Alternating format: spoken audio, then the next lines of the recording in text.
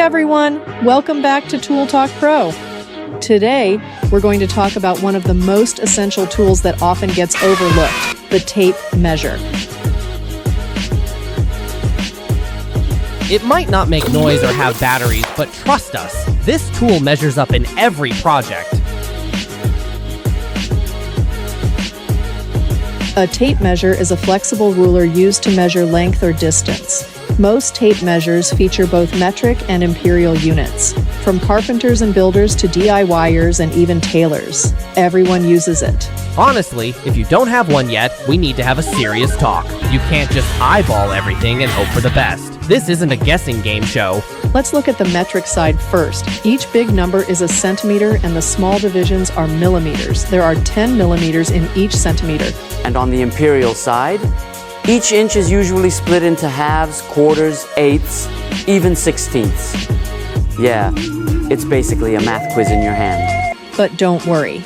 Once you get used to it, you'll read it faster than you check your phone.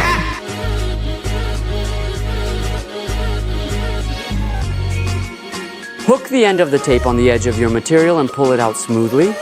Make sure the tape is flat and straight for an accurate reading. And see that little wiggle on the metal hook?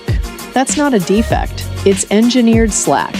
It adjusts automatically whether you're pushing or pulling for consistent measurements. Yep, like a silent genius. Doesn't say much, but always gets it right. When measuring inside a box or corner, don't bend the tape.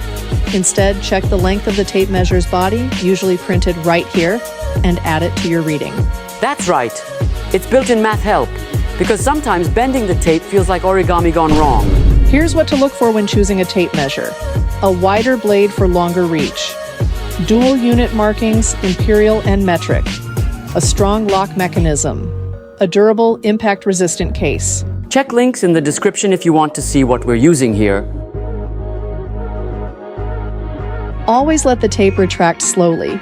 Snapping it back can damage the blade or the housing. Also, wipe it clean after use, especially after measuring dusty or wet surfaces. Treat it well, and it'll keep your project straight, literally. So now you know how to read, use, and take care of your tape measure like a pro. It's a small tool, but trust us, it can make a big difference when you're trying to build something that doesn't wobble. Thanks for watching. If this video helped you out, give us a like, subscribe, and tap the bell for more tool tips from Tool Talk Pro. And remember, measure twice, cut once.